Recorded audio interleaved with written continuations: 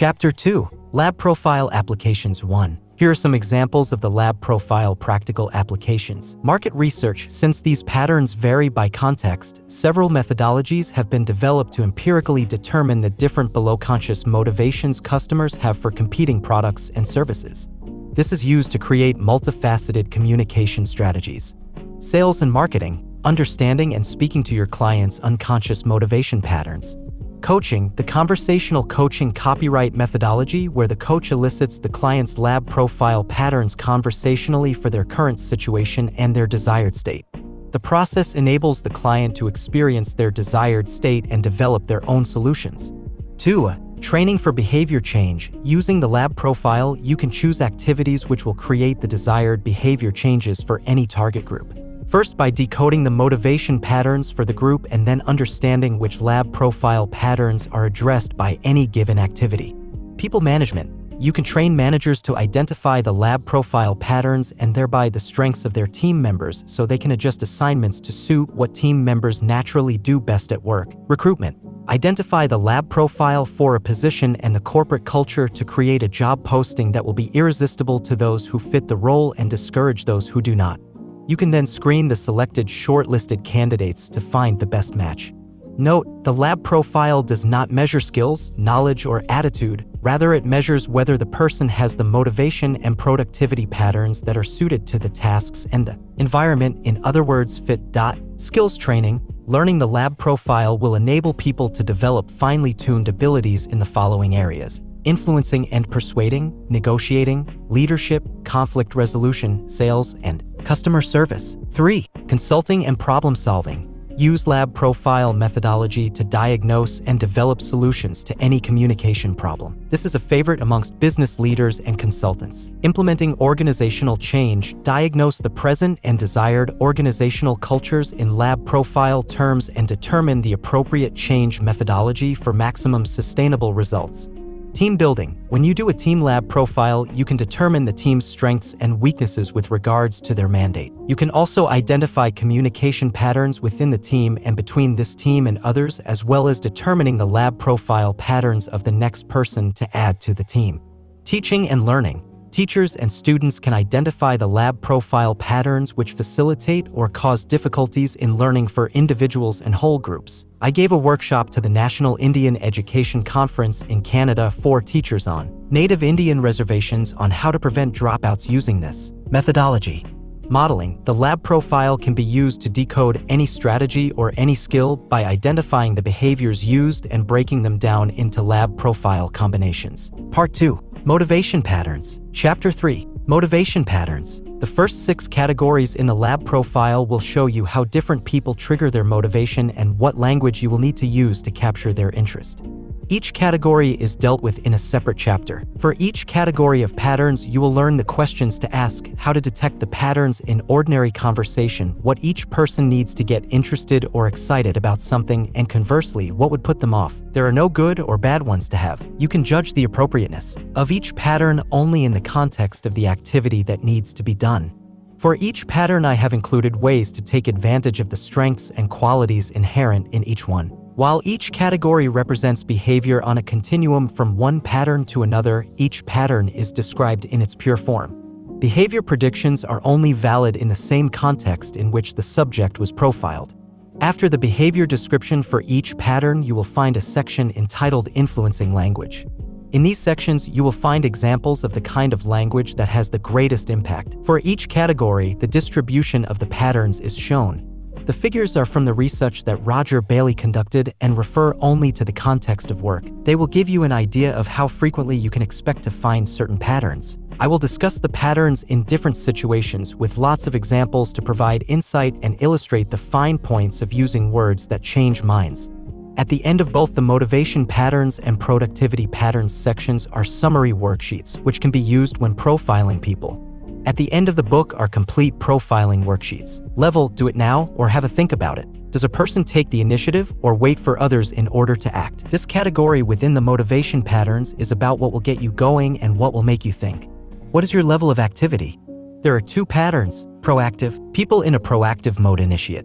They tend to act with little or no consideration to jump into situations without thinking or analyzing. They may upset some people because they can bulldoze ahead with what they want to do. They are good at going out and getting the job done. They do not wait for others to initiate. Reactive. When in a reactive mode, people tend to wait for others to initiate or until the situation is right before they act. They may consider and analyze without acting. They want to fully understand and assess the situation before they will act. They believe in chance and luck. They will spend a lot of time waiting. Some people may get upset with them because they do not get started. They will wait for others to initiate and then respond. In the extreme, they operate with extra caution and study situations endlessly. They make good analysts. Distribution percent in the work context from Roger Bailey. Mainly proactive 15 to 20%, equally proactive and reactive 60 to 65%, mainly reactive 15 to 20%. Since about 60 to 65% of the population in the work context have an equally proactive and reactive pattern, it is reasonable to assume that the person you are profiling is in the middle unless they clearly demonstrate that they lean to one side or the other. Identification. Since there is no specific question to ask for this category, you can pay attention to the person's sentence structure and body language, as they will be giving you their pattern throughout your conversation. Proactive sentence structure. Short sentences, noun, active verb, tangible object speaks as if they are in control of their world. Crisp and clear sentence structure, direct at the extreme, they bulldoze. Proactive body language, signs of impatience, speaking quickly, pencil tapping, lots of movement, or inability to sit for long periods. Reactive sentence structure. Incomplete sentences, subject or verb missing, passive verbs or verbs transformed into nouns, lots of infinitives, speak as if the world controls them, things happen to them, believe in chance or luck. Long and convoluted sentences, talks about, thinking about. Analyzing, understanding, or waiting, or the principle of the thing. Conditionals, would, could, might, may. Overly cautious, need to understand and analyze. Reactive body language. Willingness to sit for long periods. Examples: proactive, I meet with my team every week. Mainly proactive, I meet with my team if it seems like we need it. Equally proactive and reactive, I meet with my team to go over the current files. It is important to stay informed. Mainly reactive, even though you might wonder if it is necessary to meet with the team every week, I do it because it is important that they feel they are being listened to. Reactive, even though everybody might wonder if it is really necessary to meet each week, it is important to consider the needs people have of being listened to. Influencing language. If you think about it, matching someone's way of being is very important when communicating. Use these words and phrases to get people to jump into action. Proactive, go for it, just do it, jump in, why wait, now, right away, get it done, you'll get to do, take the initiative, take charge, run away with it, right now, what are you waiting for, let's hurry. Reactive, let's think about it. Now that you have analyzed it, you'll get to really understand. This will tell you why. Consider this. This will clarify it for you. Think about your response. You might consider, could, the time is ripe, good luck is coming your way. Since most people have some proactive and reactive, you can use both sets of influencing language, considering and doing. Recruitment. People who have a proactive pattern at work are suitable for those positions that require taking the initiative, going out and getting it done. They would work well in outside sales, in independent businesses, or the kind of work where having chutzpah for is an asset. If you are advertising for a highly proactive person, ask the applicants to phone instead of sending in a resume.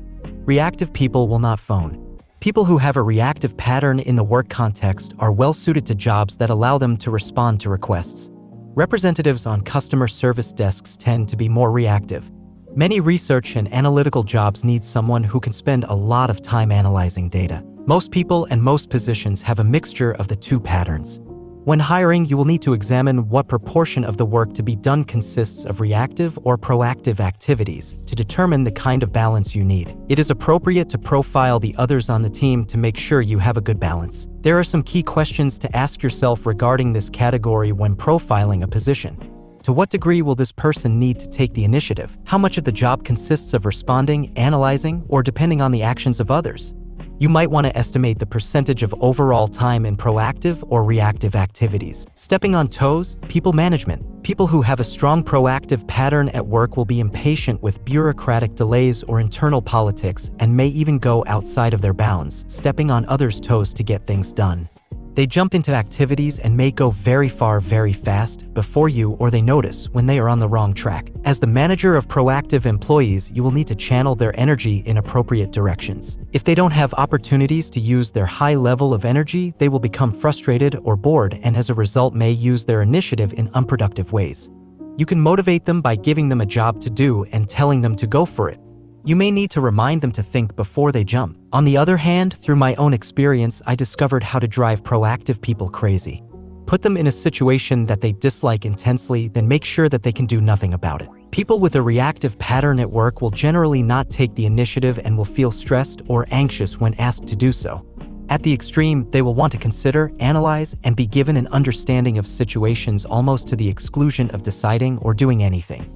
In a team setting, reactive people can contribute to the process by analyzing proposed solutions and slowing the process enough to consider ramifications and alternatives. You can motivate reactive people by matching their pattern. Now that you have had enough time to consider and think about this, I'll need it on my desk by Monday at noon. Fate and destiny. When in a reactive pattern, people do not believe that they control their world. Chances are that they will be waiting for someone else to solve problems or make improvements for them. Do you remember Vladimir and Estragon in Samuel Beckett's Waiting for Godot? They spent the entire play waiting for the mythical Godot to appear and solve all their problems. Since most people at work are somewhere in the middle, they will need to think and do, respond, and initiate. The best kinds of work for these people are tasks and responsibilities that allow enough of each. To motivate these people, you would use both sets of influencing language. For example, I would like you to think through what needs to be done and just go do it. I have a friend who likes to go away for the weekend at the last minute. Guess what pattern she has? She used to phone her brother up on a Thursday night and say, "Hey, I found a great deal to go to Majorca very cheap this weekend. Wanna go? Wanna go?" He usually refused and became annoyed. When she guessed he was more reactive, she changed her approach. "I found some info about a cheap weekend getaway in Majorca and I was wondering if we might like to do it. I am sending you the information so you can think it over and let me know." He called back in an hour and said yes. Sales and marketing. Proactive purchasers want to buy right away. One day over coffee, I suggested doing a lab profile to help a prospective client decide on a career change. I told her that the profile would show her immediately what kinds of activities would trigger and maintain her motivation. She enthusiastically agreed and wanted to do it right then. As we were walking back to my office, she said, "Can we run?" She has an off-the-scale proactive pattern in that context. Reactive buyers, on the other hand, need more time and may be more likely to buy when the product or service allows them to gain understanding. They will often be waiting for something to happen before making a decision. I went to see the CEO of a company that sells mutual funds to talk about sales training for his sales representatives. At our third meeting, he told me that the company was completing a merger and he was waiting for the situation to be clarified. As I was in a highly proactive mode, the voice in my head exploded and said, "What do you want? A message from God? Who is going to clarify the situation if not you?" I managed to control the impulse and asked, "Oh, and when is this likely to happen?" I used that phrase to match his belief that things happen to him. Reactive people will be more likely to buy if you suggest that this is what they have been waiting for, or haven't you waited long enough to get what you really want?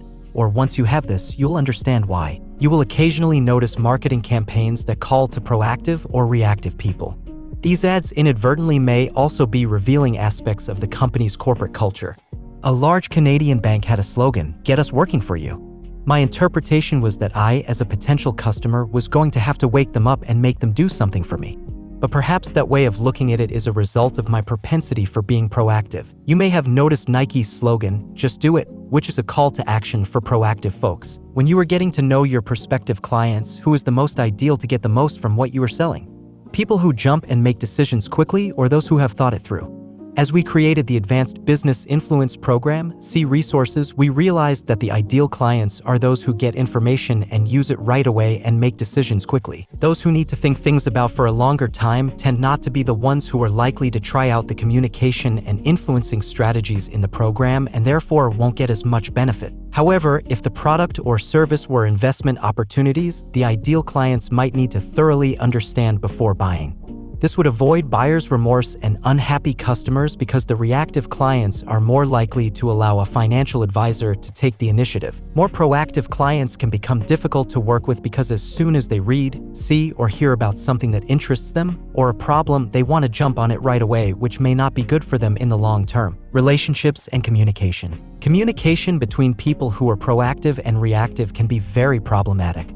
One wants to go now and the other may not be ready. One wants to think things out carefully and check out every detail while the other can't abide reading the user agreement. Okay, I don't know that many people who want to read a user agreement, but some folks need a thorough understanding before acting or deciding. I remember when I had decided to have my kitchen remodeled. My husband and youngest son were to empty the cupboards, put everything into boxes, and move it all to the garage. Shortly after the task had begun, my husband came to me. "I can't work this way." My son had been flinging as much into a box as he could and taking the box out and sticking it in the garage. My husband wanted to work out a plan whereby everything would end up in the right place, easy to locate, easy to unpack. This is the quintessential proactive/reactive conflict. Do it now versus think about how to do it. This is where I also have disagreements with my hubby. I often just want to get things done or get out the door while he needs time. The solution? We agree on a time to go out the door, and I find lots of things to get done, so I don't have the feeling that I'm spending my time just waiting. Summary level question: there is no question for this category. Proactive acts with little or no consideration. Motivated by doing. Reactive, motivated to wait, analyze, consider, and react. Distribution at work: 15 to 20% mainly proactive, 60 to 65% equally proactive and reactive, 15 to 20% mainly reactive in the work context. From Roger Bailey, Influencing Language, Proactive. Do it, jump in, get it done, don't wait, just do it. Now reactive, understand, think about, wait, analyze, consider, might, could, would.